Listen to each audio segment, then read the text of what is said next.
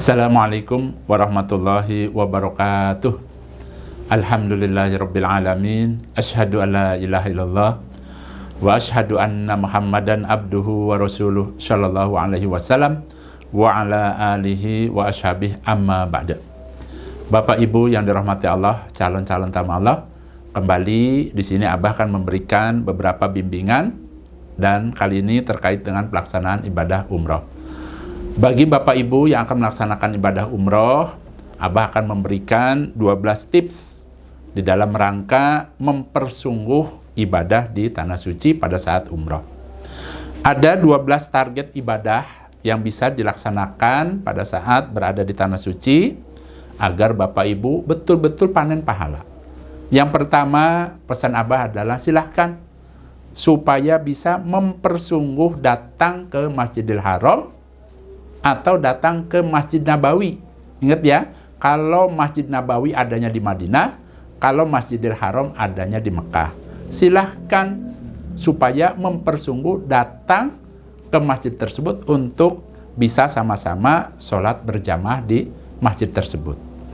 Kenapa Abah sarankan ya, supaya mempersungguh sholat berjamaah di Masjidil Haram dan Masjid Nabawi? Dijelaskan ada di dalam hadis Sahih, ada dalam hadis Ibnu Majah. Qala Rasulullah sallallahu alaihi wasallam, "Shalatun fi masjidi afdalu min alfi shalatin fima siwa ilal Masjidil Haram. Shalatun fi Masjidil Haram afdalu min mi'ati alfi shalatin fima siwa." Adapun satu sholatan di masjidku Nabi, yaitu Masjid Nabawi, itu lebih utama daripada 1000 sholat di tempat lain, kecuali di Masjidil Haram. Adapun satu sholatan di Masjidil Haram itu lebih utama daripada 100.000 sholat di tempat lainnya. Berarti Bapak Ibu, kalau Bapak Ibu sholatnya di Masjidil Haram, lipatannya sampai 100.000 kali lipat. Nah, adapun kalau di Masjid Nabawi yang ada di Madinah, maka pahalanya akan dilipat gandakan sampai 1000 kali lipat. Itu bahasa yang paling mudahnya. Berarti supaya Bapak Ibu panen pahala di sana, Abah sarankan supaya mempersungguh datang ke masjid untuk sholat berjamaah. Itu ya. Nah, itu pahala sholat di Masjidil Haram dan Masjid Nabawi. Luar biasa lipatannya. Kemudian yang kedua, ya, bagi Bapak Ibu supaya memperbanyak sholat sunnah. Kalau tadi wajib, ya. Sekarang yang kedua, silahkan supaya memperbanyak sholat sunnah. Apa saja Abah diantaranya sholat sunnah? Di sini Abah ingatkan ya, Abah urutkan. Yang pertama, ya, supaya bisa sholat tahiyatul masjid. Jadi sholat tahiyatul masjid ini pada saat Bapak Ibu masuk ke masjid, yang penting tujuannya adalah bukan tawaf ya. Sebab dalam hadis jelaskan kalau tujuannya tawaf, maka tidak perlu sholat tahiyatul masjid. Nah, ini umpama Bapak Ibu memang tidak akan melaksanakan tawaf di Baitullah, maka silahkan yang pertama supaya bisa sholat tahiyatul masjid. Hanya 2 rakaat. Kemudian bisa melaksanakan sholat ba'diyah dan qobliyah, yaitu sholat sunnah sebelum dan sesudah sholat wajib. Diusahakan. Kemudian bisa melaksanakan sholat tasbih. Ya, jadi ingat ya, sholat tasbih ini pahalanya pol. Ada 10 dosa yang akan diampuni oleh Allah. Allah akan ampuni ya dosa-dosa yang disengaja, yang tidak disengaja, yang besar, yang kecil. Ya, ada 10 dosa. Hanya saja tuntunannya dalam sehari hanya sekali. Tidak boleh lebih dari sekali. Nah, adapun dalam hadis dijelaskan, kalau tidak bisa sehari sekali, boleh seminggu sekali. Kalau tidak bisa juga, sebulan sekali. Tidak bisa juga, setahun sekali.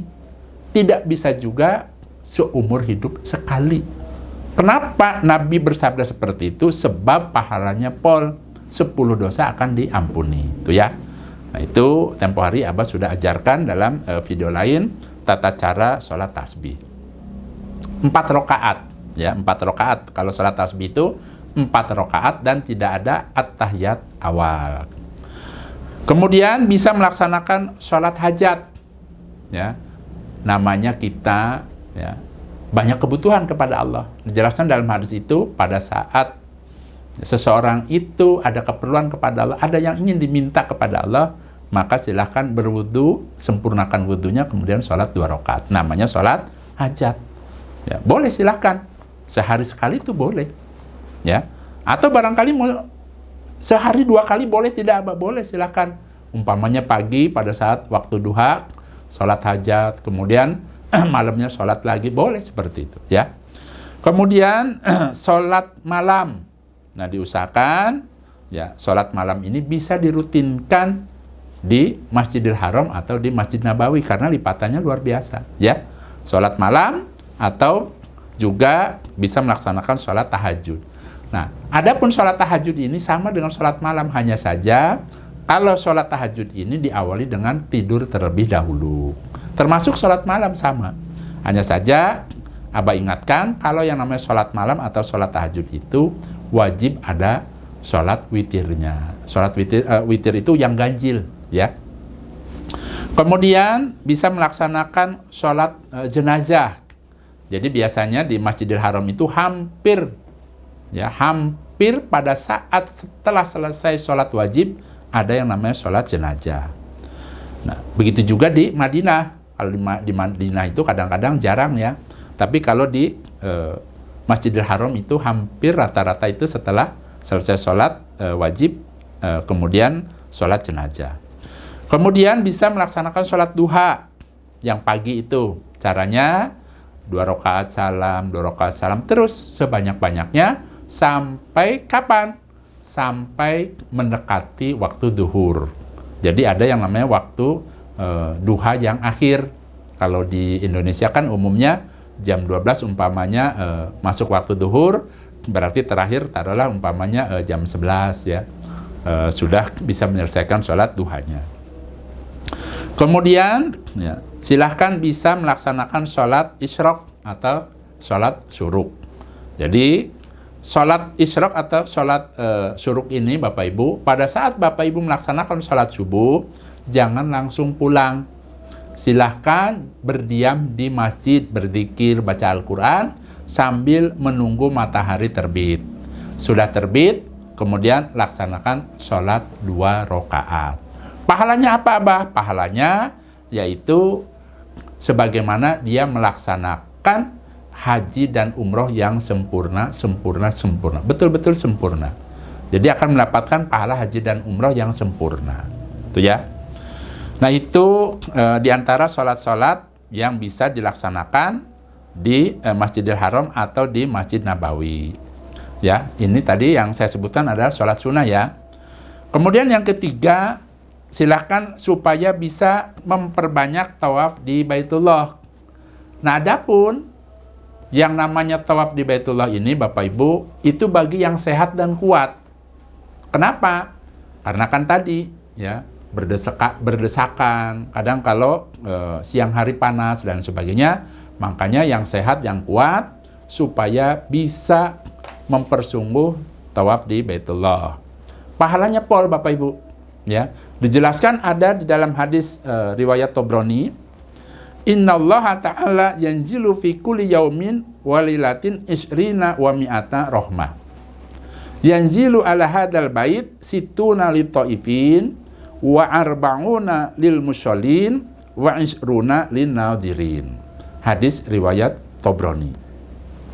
Sesungguhnya Allah yang maha luhur menurunkan di dalam setiap, ya, hari dan setiap malamnya, yaitu 120 rahmat. Allah menurunkan rahmatnya itu di Baitullah.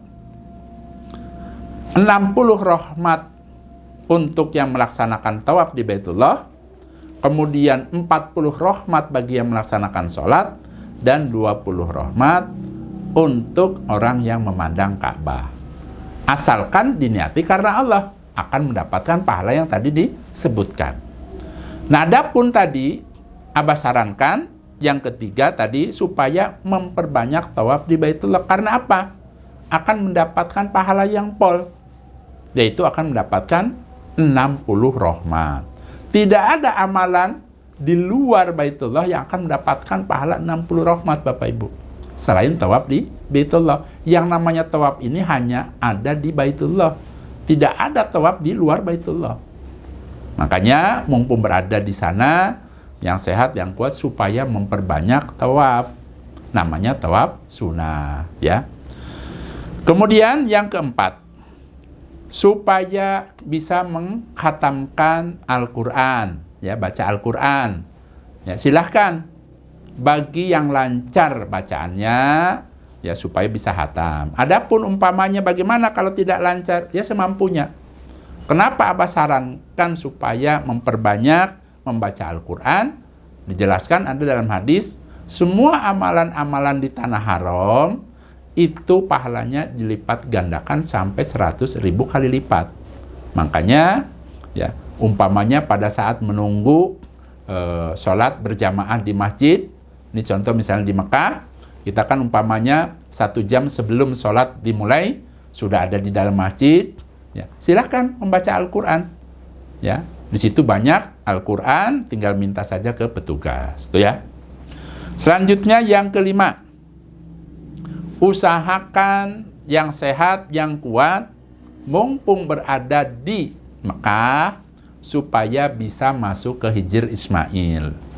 Jadi Hijr Ismail ini Bapak Ibu merupakan bagian daripada bangunan Ka'bah. Barang siapa yang bisa masuk ke situ, kemudian dia bisa sholat, bisa berdoa di situ, sama dengan dia sholat atau berdoa di dalam Ka'bah. Karena itu merupakan bagian dari Ka'bah. Ya, usahakan minta infonya ke mutawifnya, ke pembimbingnya, ya, supaya bisa masuk ke mana? Ke Hijr Ismail. Kemudian yang ketujuh, supaya bisa masuk ke Raudhah. Raudhah ini adanya di mana? Adanya di Madinah. Ya, dijelaskan ada di dalam hadis sahih Imam Bukhari, qala Rasulullah sallallahu alaihi wasallam, ma baina baiti wa mimbari Raudhah min riyadil jannah. Antara rumahku dan mimbarku terdapat taman dari beberapa tamannya surga.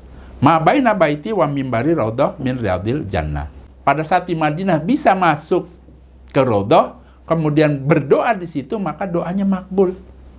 Untuk itu silahkan nanti pada saat umrah itu biasanya dari biro travelnya itu sudah disiapkan, ya, maksudnya sudah didaftarkan untuk bisa masuk ke Raudhah. Ya, makbul doanya. Ya, syukur-syukur Bapak Ibu tadi bisa sholat sunnah di situ, ya, Abah sarankan bisa sholat hajat, kemudian langsung setelah itu berdoa. Silahkan, ya, mintalah kepada Allah dengan doa-doa yang baik. Nah, itu tadi yang ketujuh. Kemudian yang kedelapan, supaya bisa berdoa di multazam. Ingat ya, di antara tempat-tempat yang makbul, ya, di Masjidil Haram, yaitu pada saat Bapak Ibu berdoa di multazam. Letaknya di mana, Abah? Letaknya yaitu antara pintu Ka'bah dan Hajar Aswad. Ya, mungkin kurang lebih sekitar 1,5 meter lah lebarnya. Karena sekarang ini kan ada petugas di situ yang jaga Hajar Aswad. Ya, sehingga kurang lebih ya mungkin sekitar 1,5 meter lah untuk bisa berdoa di multazam. Yang sehat, yang kuat, ya, supaya betul-betul mempersungguh bisa ke tempat itu. Ya. Untuk apa? Untuk berdoa. Caranya bagaimana? Dijelaskan dalam hadis, cara berdoanya, ini afdolnya adalah silahkan tempelkan pipi yang kanan. Nah, ini yang kanan. Tempelkan dada. Kemudian tempelkan, ya, telapak dan lengan. Ini dari sini ke sini. Caranya seperti ini, pipi kanan nempel, dada nempel. Tuh, seperti ini. Berarti wajahnya nengoknya kemana? Menghadapnya ke Hajar Aswad. Nah, seperti ini. Tempelkan. Itu sempurnanya doa di multazam. Ada hadisnya, ada tuntunannya. Nah kemudian selanjutnya ya, tips dari Abah yang ke-9, yang kuat, yang sehat, ya, supaya bisa mengusap ya, atau mencium Hajar Aswad dan juga Rukun Yaman. Kenapa yang sehat, yang kuat? Sebab memang yang namanya mencium Hajar Aswad ini Bapak Ibu betul-betul perjuangan yang sangat-sangat berat. Makanya ya bagi yang masih muda, yang sehat, yang kuat ya supaya bisa mencium Hajar Aswad. Pol-polnya tidak bisa mencium, boleh mengusap saja. Nah kemudian yang ke-10, supaya bisa menghafal doa Nabi Adam. Ya, sebagaimana Abah sudah buatkan videonya, Allahumma anta ta'lamu sirri wa alaniyati faqbal ma'dirati dan seterusnya. Kenapa? Supaya bisa menghafal doa Nabi Adam. Nah, ini supaya nanti bisa diamalkan pada saat setelah tawaf di Baitullah. Itu kan tentunya setelah tawaf, kemudian sholat 2 rakaat di belakang makam Ibrahim, kemudian berdoa. Nabi mengajarkan, yaitu doa Nabi Adam. Kenapa Nabi mengajarkan doa Nabi Adam dibaca setelah selesai sholat 2 rakaat di belakang makam Ibrahim setelah tawaf? Sebab pahalanya pol. Yang pertama, Allah akan kabulkan doa-doanya. Kemudian Allah akan ampuni dosa-dosanya. Kemudian Allah akan hilangkan 2 kesusahannya, baik itu susah kecil maupun susah besar. Kemudian apabila dia pedagang, berniaga, pedagang atau usaha, atau memiliki usaha apa saja, Allah akan bantu usahanya supaya maju, supaya sukses. Ya, Allah akan bantu supaya barokah. Kemudian yang terakhir, mengenai urusan dunianya Allah akan permudah walaupun dia tidak minta. Ada 5 hal yang betul-betul luar biasa kalau Bapak Ibu pada saat setelah selesai sholat 2 rakaat di belakang makam Ibrahim, kemudian angkat tangannya sebelum Bapak Ibu meminta berdoa, baca dulu yang namanya doa Nabi Adam. Itu seperti itu, tuntunnya seperti itu. Kemudian barulah minta apa? Permintaannya. Allah akan kabulkan doanya, Allah akan ampuni dosa-dosanya, Allah akan hilangkan kesusahan-kesusahannya. Kemudian kalau dia pedagang, usaha, Allah akan berada di situ membantu usahanya. Dan yang terakhir, apabila dia memiliki suatu kebutuhan walaupun dia itu tidak butuh, maka Allah akan permudah. Allah akan mudahkan urusan masalah dunianya walaupun dia tidak minta. Luar biasa. Selanjutnya yang ke-11, supaya bisa memperbanyak sodakoh di tanah haram. Ya, yang namanya sodakoh ini bisa makanan, bisa uang, apa saja. Dan mengenai sodakoh ini, yang paling terdekat terlebih dahulu kalau orang tersebut membutuhkan. Contoh, ini yang paling mudah saja. Bapak Ibu pada saat umroh, kemudian sekamar dengan teman-temannya, kemudian kalau memiliki rezeki, beli sesuatu, makanan dan sebagainya, silakan bagi-bagi dengan temannya. Niatkan sedekah ingin mendapatkan pahala yang luar biasa. Sebab semua amalan apa saja di tanah haram itu akan mendapatkan lipatan sampai 100.000 kali lipat. Ya. Kemudian kalau Bapak Ibu ada rezeki, bisa memberikan uang kepada orang-orang yang membutuhkan, ya, diantaranya barangkali ada yang minta-minta. Kemudian insya Allah sekarang ini yang minta-minta sudah jarang ada ya, karena memang tidak boleh. Silahkan bisa memberikan kepada para petugas kebersihan. Umpama Bapak Ibu ada rezeki satu orang umpama 5 real atau 10 real untuk bisa sedekah sebanyak-banyaknya di tanah suci, itu ya. Nah, adapun umpama ingin sedekah makanan, bagaimana caranya? Silahkan beli kurma umpamanya 1 dus. Kemudian silahkan dibagikan umpamanya. Hanya saja memang jangan di pelataran Masjidil Haram, tidak boleh. Ya, itu akan mengganggu dan nanti ada petugas yang akan datang biasanya ya. Usahakan silahkan umpamanya agak jauh dari pelataran Masjidil Haram, banyak yang lewat, ya silahkan sedekah, ya. Silahkan yang terakhir, ya silahkan supaya bisa memperbanyak minum air Zam-Zam. Ingat, mengenai air Zam-Zam ini ada dalam hadis ma'u Zam-Zam 5 syurribalah. Jadi adapun ya, khasiat air Zam-Zam ini tergantung dari niat si peminumnya. Makanya silahkan pada saat akan minum air Zam-Zam supaya doa terlebih dahulu. Berarti sebelum umroh usahakan supaya bisa menghafal. Dijelaskan dalam hadis, ada doanya dari Ibni Abbas, Allahumma inni as'aluka ilman nafi'an wa rizqan wasi'an wa sifaan min kulli da'in. Atau min kulli da', boleh seperti itu. Ya. Tips dari Abah, pada saat akan minum air Zam-Zam, ingat ya, supaya diniatkan apa niatnya, kemudian berdoalah kepada Allah, mintanya apa. Nah, kemudian Abah sarankan pilih yang tidak dingin, gitu ya. Karena ada dua pilihan. Cari yang ada tulisan not cold. Nah, itu ya. Jadi ada tulisan seperti itu berarti tandanya tidak dingin. Nah, itu 12 target ibadah yang bisa dilaksanakan oleh Bapak Ibu pada saat berada di Tanah Suci saat melaksanakan ibadah umroh. Mudah-mudahan Bapak Ibu sehat dan tentunya sukses ibadahnya.